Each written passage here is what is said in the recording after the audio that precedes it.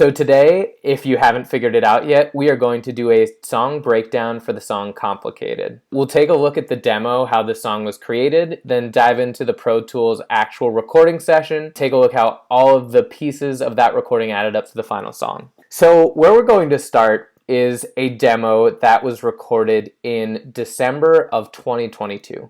This is the first idea that I came up with that actually ended up being on this project. I actually forgot about it until I was about a month out from getting drum recordings done for this project in February of 2024. And about a month before we started recording, I remembered or kind of just stumbled across this song and I was like, I love this.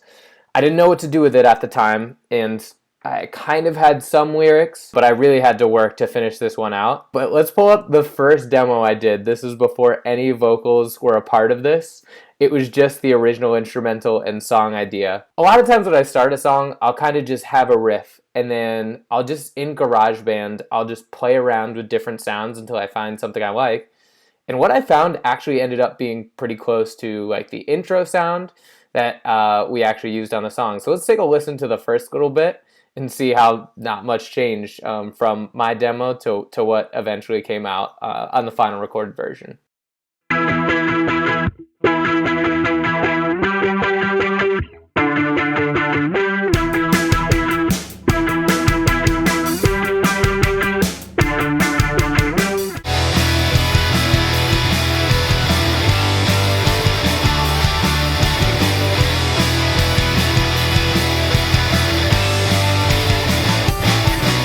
You can tell it's really the same instrumental, which I always try and do in a demo. I want to have 95% complete and locked in before we go into recording. Everything was the same down to this little breakdown part right here. Let's take a listen to that.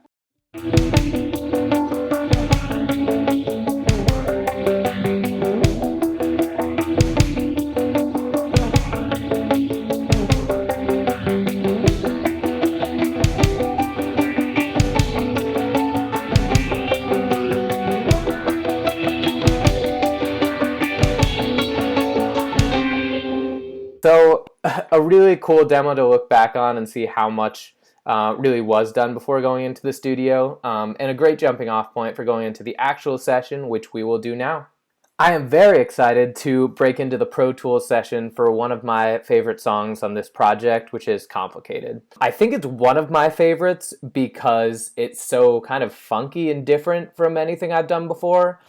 But there's also the same in terms of, you know, there's the big rock chorus, there's the cool bridge and solo, and eventually gets to a breakdown section that's really cool to listen to as well. So I'm going to start today by just playing the song, and we'll kind of take it apart as it plays, and talk through some of the components that made up the song and, you know, what went into kind of writing the different parts and pieces here.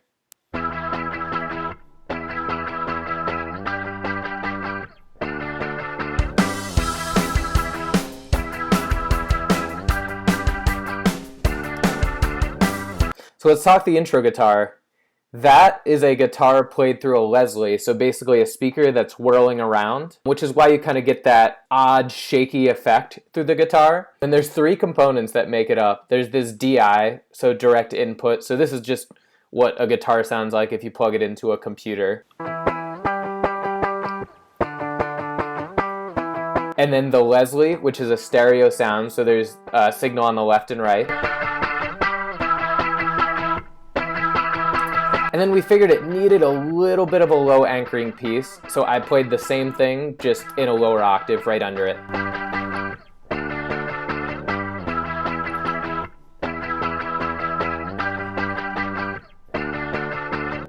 And that's pretty much the riff that repeats through the verse. As you saw in the demo, I kind of just found that sound by accident. And once I found it, I wasn't going to let it go and knew that that was the foundation of a really cool song. I'll kick off again, and we'll kind of get grooving with first the guitar, then the drums, then the bass kicks in here.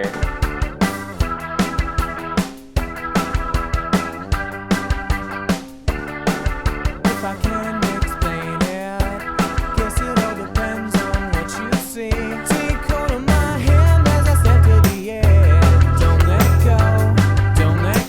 What I'll talk about here, and maybe we'll take a second just to solo in on these, but the vocals in this song include quite a bit of harmonies throughout the entire verse and chorus, and the effect that they have is just one that I was really excited to play with and get a chance to really expand just left, right, center, high, low, just every aspect of what the vocal could be. And let's take a look at that effect and kind of depict what I'm talking about a little bit here. And guess it all depends on what you see. Take hold of my hand as I step to the edge. Don't let go. Don't let go. You can hear the two high vocals on the right and left sides. Don't let go. Don't let go now. Love to keep me on my toes. Dreams from forever ago. Up and back and forth we go, just like a conversation. If there's not a place like home, then why do we feel so alone? There's the key into my soul, just like the door before you go. So you can see why this song set the number of tracks record for the entire project. In the chorus itself, there are, let's see, 1, 2, 3, 4, 5, 6, 7, 8, 9, 10 vocals going throughout that entire chorus. That, combined with all the guitars, the drums, the bass, it can start to add up pretty quickly, but they were all required to make this song the full extent of what it could be. So that's the chorus vocals. Let's maybe add in some of the guitars and drums here and take a listen to what everything sounds like together now that you know all those vocal layers are hanging out there. Love to keep me on my toes. Dreams of forever ago. Up and back and forth we go, just like a conversation. If there's not a place like home, then why do we feel so? There's the key into my soul, just like the door before you go. So as we move into the second verse, you can hear it gets a little bit more funky, and that's due to a couple things. This shaker comes in, which just adds a little bit more juice and movement to that verse.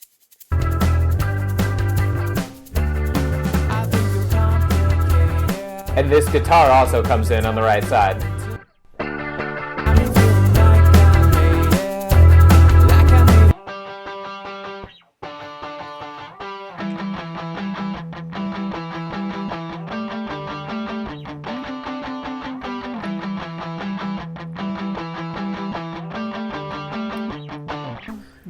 So those guitars kind of come in on the right and left side just to add a little more spice to the second verse. Something I try to do pretty often. You know, the first verse sets the tone of the song, give people an idea of what the song's about and what's the simplest thing they need to focus on.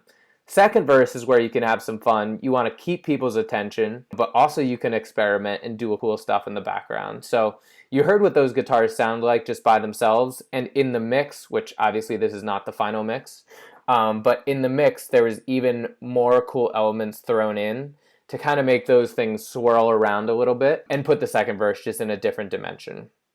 So another component of the second verse that makes this stand out is the breaths that come in. There's rhythmic breaths that I recorded and put into the second verse to kind of keep it grooving a little more with that tambourine and just progressing the song.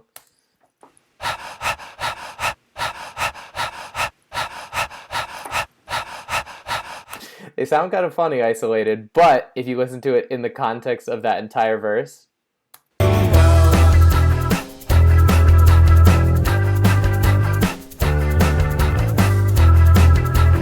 they just add to that groove. It was very awkward recording it. Recording yourself breathing is not a fun thing to do, but we got through it and I think it sounds great. The last thing I'll mention about this verse that's pretty cool is I experimented with some keyboards in this song, and let's unmute those and take a listen to the effect that those had.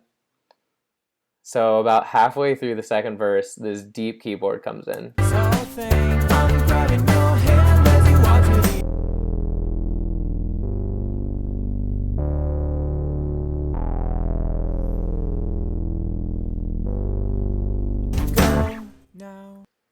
just a cool extra effect that, again, you wouldn't know unless I just isolated it and took this apart, but adds that extra texture and makes that second verse just even that much more exciting. So let's keep going here. We'll listen to the second chorus, again, another full throttle one that eventually gets to the bridge. Keep me on my toes, dreams from forever ago. Up and back and forth we go, just like a conversation. If there's not a place like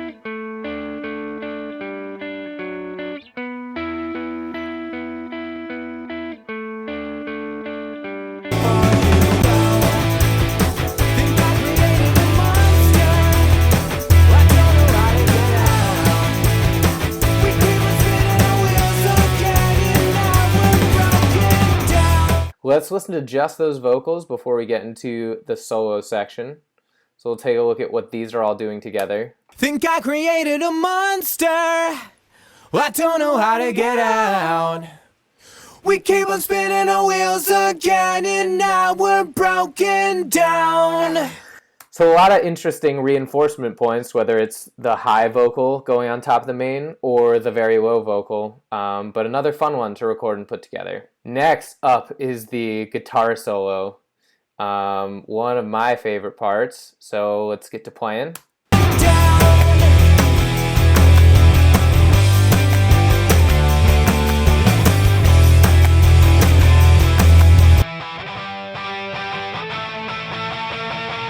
So this was a Les Paul through a hi-watt, just double tracked on each side with a fuzz pedal. Sounds really cool. And then kicks into the next section, and we're about to see a bit of a Guitar-mageddon situation here. So I'll play the whole thing, then focus in on a couple guitars.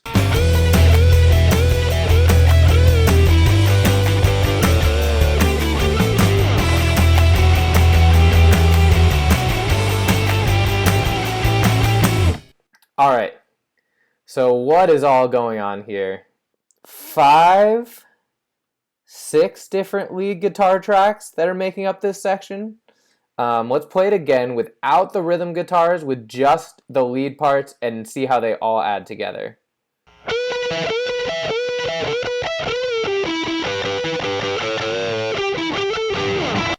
So that first riff is kind of messy when you hear it just isolated, but in context, you know, it really just fills out the entire space and just fits the song. You know, I kind of wanted like a bluesy little solo that just, you know, fit the groove and was just in your face, nasty, you know, was almost just the high point of the song. And then eventually it got down into this second section.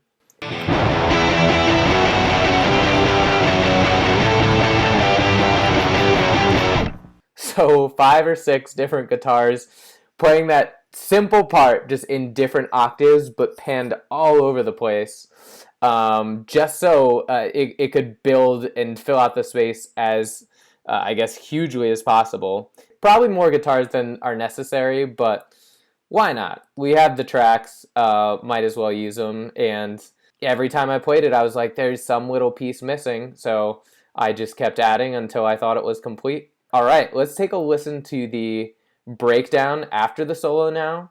I'm going to unmute everything that's in this session, and we'll just see what the rest of this song sounds like.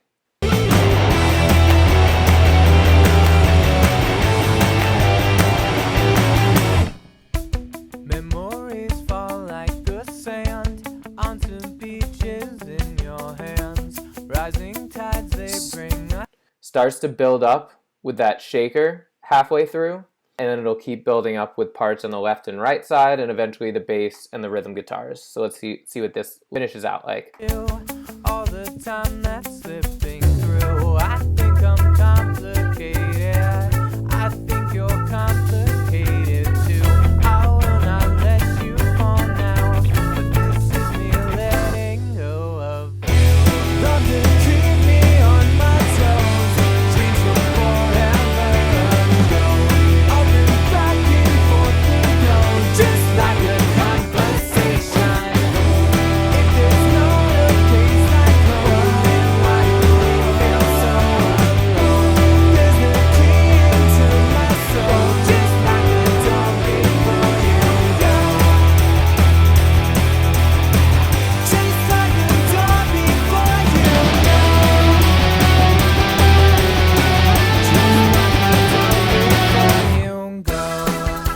So I've talked a lot about how I like to do kind of like a final chorus and grand finale.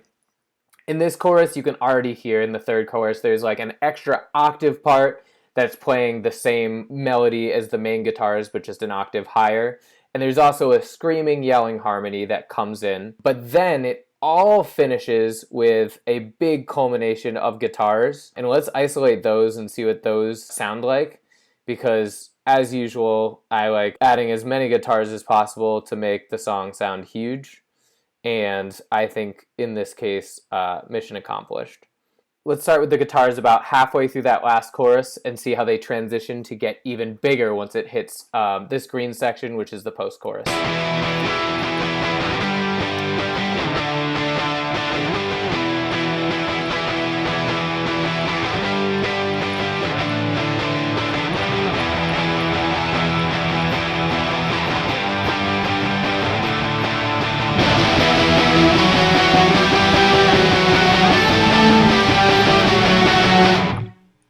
And you can see those string effects come in right at that final section as well, and really just emphasize that little ending riff. Let's take a listen to just what those sound like.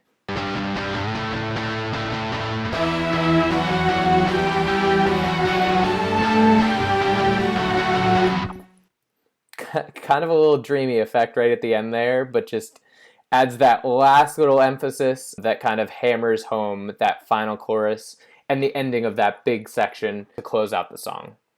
So after that, it just goes back to the intro. So standard intro, you'll notice about halfway through the breaths and claps come back to close the song out. And let's take a listen to what that sounds like.